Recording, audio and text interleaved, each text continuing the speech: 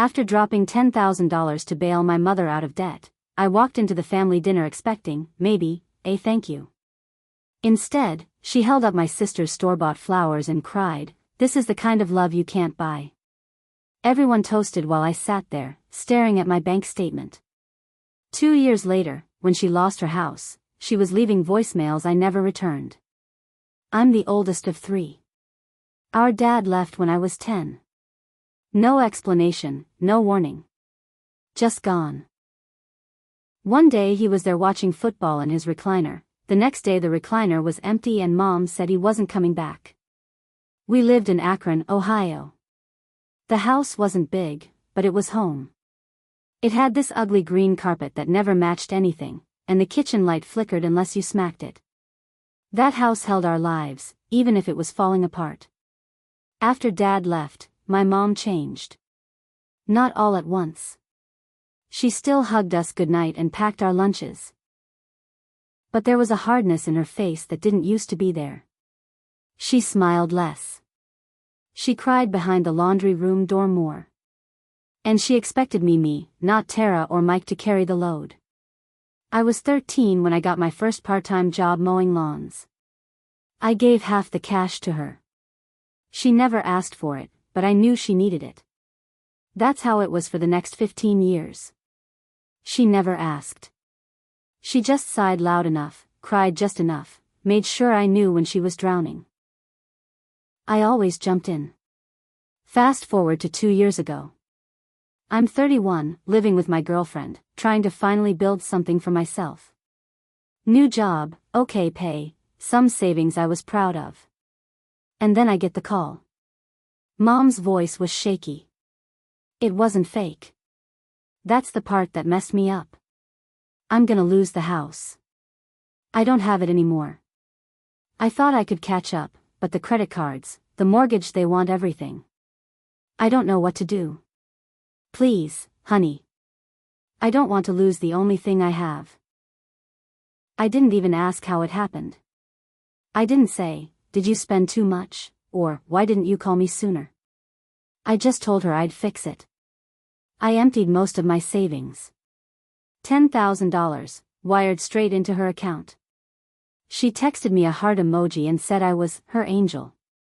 That was it. Part of me expected something. Not a parade. Just maybe, gratitude?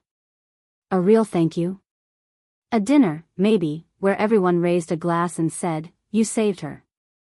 Just one moment of being seen. So when she invited everyone for a family dinner the weekend after, I went. I wore a nice shirt. I brought wine. I thought, maybe this is it. Maybe she'll say something. Tara showed up late, as usual. Her hair was curled like she came from a salon. She wore a sundress even though it was cold. And she walked in with this little bunch of flowers. The kind wrapped in crinkly plastic with a barcode still on it. Mom opened them like she was holding the Mona Lisa. "Oh baby, this is love," she said. Her eyes welled up. She held them against her chest. "This is the kind of love you can't buy." I was standing right there. Holding a bottle of wine that cost more than those flowers. Holding back every curse I wanted to scream. Everyone clapped. They toasted her for the thoughtful gesture. I sat down. I didn't speak the rest of the night. I watched as they passed around meatloaf and bad jokes like nothing had happened. Like I hadn't saved the damn house. I left before dessert. Took the bottle of wine with me. Nobody even asked where I was going. After that night, things felt different. I stopped visiting every weekend. I still helped when her tire blew, I paid for it. When her printer died, I ordered a new one on Amazon. I didn't want to see her, but I didn't want her to suffer. That's how deep it was, the guilt. Even after that slap in the face at dinner, I still showed up. Tara? She posted photos from yoga retreats and talked about protecting her peace. Mike started some crypto side hustle. Lost a bunch of money and laughed it off. I was still the fallback. The only one she called when something broke. One day, I asked just once, "Hey, did everything get fixed with the mortgage after that?" She shrugged. "Sort of. It's always something. But God has a plan." That was the moment it clicked. She never saw what I gave as a sacrifice. To her, it was just what I do. I was the one who doesn't need praise. The one who handles things. She never saw me as a person with limits. Just a lifeline. That dinner, that flower moment, it wasn't a one-off. It was proof. I wasn't her favorite. I was her tool. Then, a year and a half later, the voicemail started. "They're taking the house. I don't know where I'll go. Tara says she doesn't have room. Mike hasn't called me back. Please, baby. I don't have anyone else." I listened to each one. I didn't respond. She was being evicted. Again. After everything I gave, it still wasn't enough. She didn't fix anything. She just kept living like help would always come. I wanted to scream. I wanted to throw my phone. But mostly, I just wanted to never hear her voice again. She sent 7 voicemails. 10 texts. A few came at 2 a.m. I never answered. A month later, I heard she was staying with Tara. That lasted 2 weeks before her boyfriend kicked her out. Then she tried Mike. He ignored her. Finally, she started sleeping in her car. I found out from a neighbor. I drove past the old rec center and saw her there once. Sitting in the driver's seat. Head on the steering wheel. I don't know if she was sleeping or crying. I didn't stop. That was the last time I saw her in person. I didn't tell anyone I saw her at the rec center. A week later, I got a message from Tara. "You seriously just gonna ignore Mom while she's living in her car?" I stared at the screen for a while. I typed something. Deleted it. Typed again. I wanted to say, "You mean the mom who cried over your gas station flowers and forgot I saved her house?" But I didn't. I didn't respond at all. Mike called me later that day. That was weird, he never calls. We're not close. He's always been the guy who's figuring things out. At 29, he still couch surfs, works delivery jobs, and says he's between projects. Tara says you're ghosting Mom. You can't just leave her like that, man. That's cold. I laughed. Actually laughed. You paid her back the 10 grand? I asked. No, but I mean, then shut up. I hung up. That's when Tara went nuclear. She posted a Facebook status calling me emotionally abusive and controlling, and said I used money as a weapon. She didn't say my name, but everyone knew. I got texts from old family friends. One said, "I thought you were better than this." I almost responded with my bank statements. The transfer confirmation. The tire receipt. The Amazon invoice for that damn printer. But I didn't. Let them believe whatever they wanted. I was done proving myself. Mom eventually stopped texting. I think it finally sank in. Or maybe her phone got cut off. I don't know. Months passed. I started to feel normal again. I went back to the gym. Got a raise. Even started dating someone new, Lena. She was sweet, honest. Had her own baggage, but she owned it. I never told her about my family at first. Too heavy. But things have a way of surfacing. We were at a diner one night, just splitting a burger and fries, and I saw her, the old church friend who used to babysit us when we were little. Rhonda. Big voice, always wore too much blush. She spotted me, walked right over, ignored Lena completely. "I saw your mom at the bus stop last week. She looked awful. How can you let her be out there like that?" I didn't answer. Lena stared at me, confused. When Rhonda walked away, I had to tell her everything. I told her about the money. The dinner. The flowers. The voicemails. All of it. She didn't say anything for a while. Then she said, "I don't think I'd be strong enough to do what you did." That night, I cried in my car for the first time in years. Not out of guilt. Out of release. Like I was finally allowed to feel something that wasn't shame. 3 months ago, Tara emailed me. Subject line, "We need to talk." She said Mom was in a shelter in Columbus. Said she was sick, some kind of lung thing. They didn't know yet. She wanted help getting her into a long-term care program. I didn't respond. I waited a week. Then I sent one sentence. "I already gave my help." She didn't write back. But that wasn't the end. Because last month, I got a letter.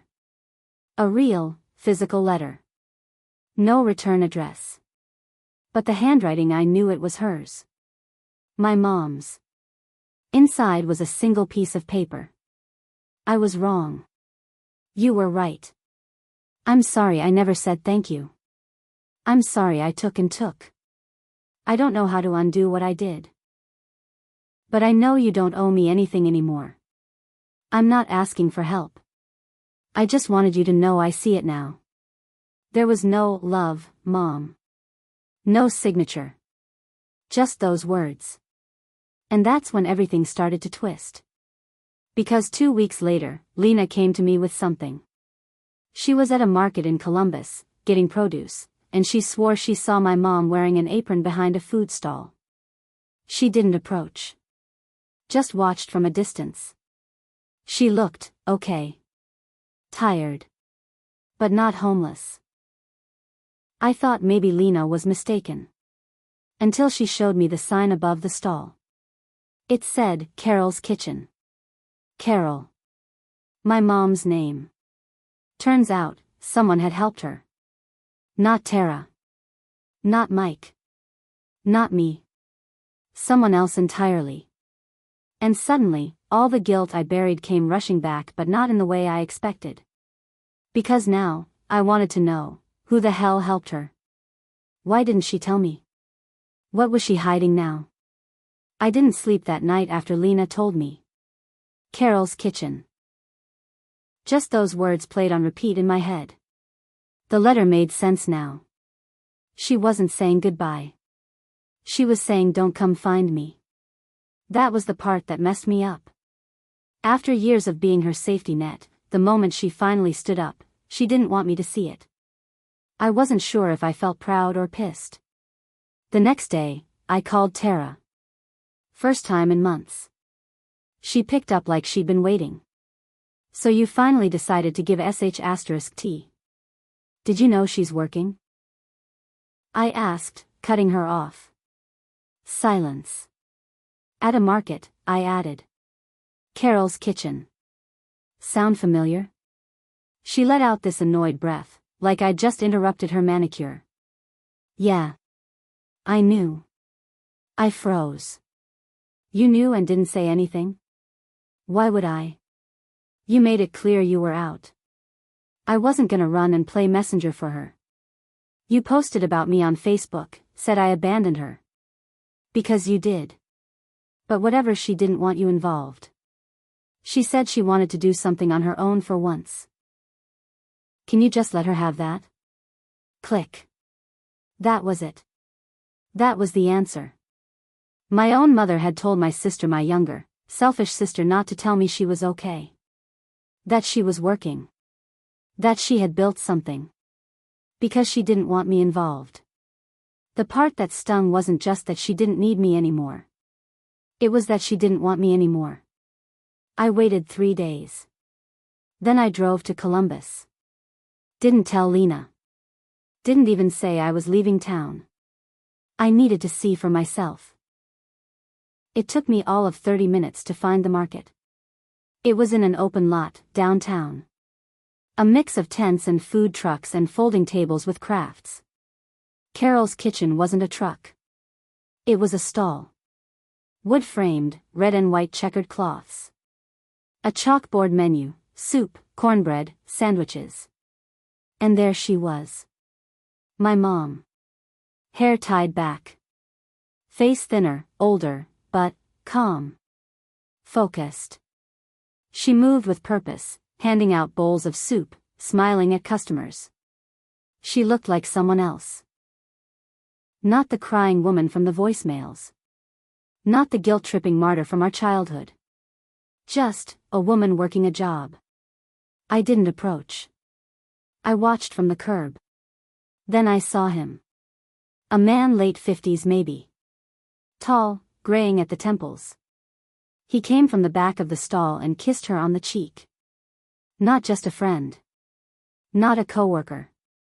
Something in my chest twisted. She was dating someone. Maybe living with him. Maybe he was the one who helped her. Not me. Not the kids she raised. This stranger. I didn't know whether to laugh or lose it. I took one step forward, then stopped. She glanced up, scanning the crowd. I don't know if she saw me or just looked through me, but I turned and walked away. Got back in the car.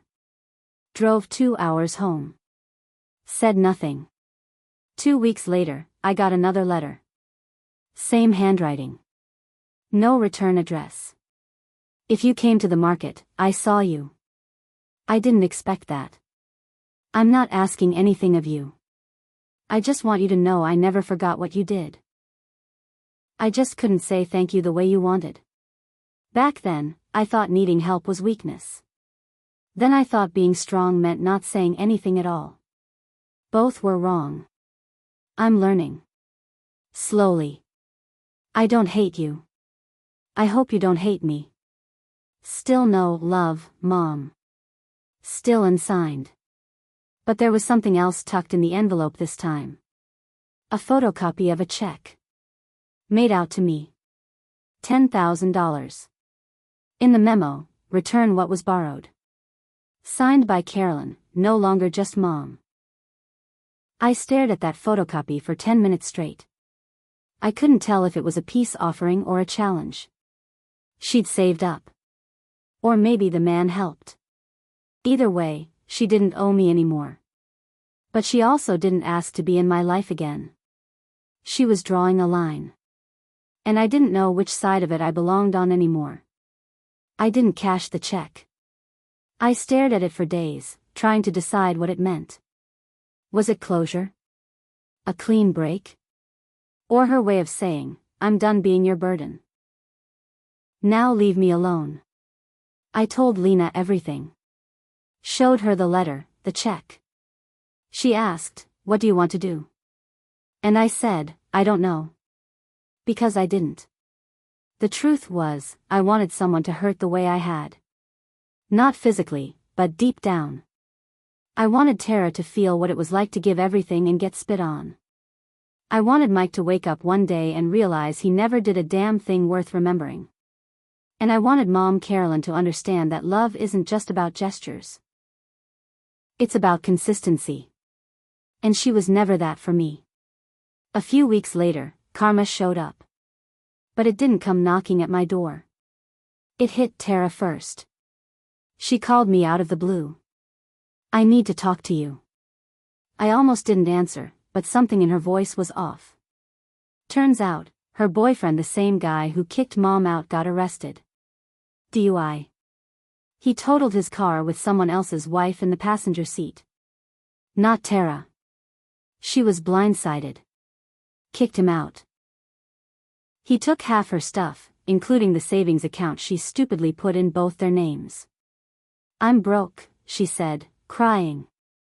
I don't know what to do. And I said, you still got flowers? She hung up. I smiled. A week later, Mike messaged me. One of those long rants, full of typos and half-baked apologies. Turns out his crypto project was a scam. Some pyramid scheme he fell for. He owed back taxes. Was trying to pick up extra work. He wanted to reconnect and maybe brainstorm ways to help Mom now that things were better. I didn't respond. 2 months later, Tara texted again. Mom was sick. For real this time. Not just coughs and stress. Diagnosed with COPD. Her lungs were failing. She was still working the stall, refusing to stop. Refusing to take help from anyone. She'd refused Tara, too. She asked about you, Tara wrote. She said if anyone deserves a clean slate, it's you. I drove down again. This time I didn't watch from a distance. I walked straight up to her stall. It was raining lightly. She was bagging up sandwiches, her hair tucked under a faded hat. She saw me. Froze. Hey, I said. You came, she whispered. Why? To say something. She nodded slowly. Okay. I stepped closer. Looked her right in the eyes. You hurt me. For years, you leaned on me like I didn't have weight of my own. You praised Tara for crumbs and made me feel invisible. I gave you $10,000. You gave her a thank you for flowers. She didn't argue. She just nodded. You're right, she said. I did. I was wrong. So why now? Why the check? She reached under the counter, pulled out a folder. Inside were statements, notes, a full accounting. It wasn't just 10 grand. She'd started a fund in my name. It had grown. I can't go back, she said. But I can finish what I started. I can let you be free. And what about Tara and Mike? She looked down. They came for help. I said no. It's your turn now.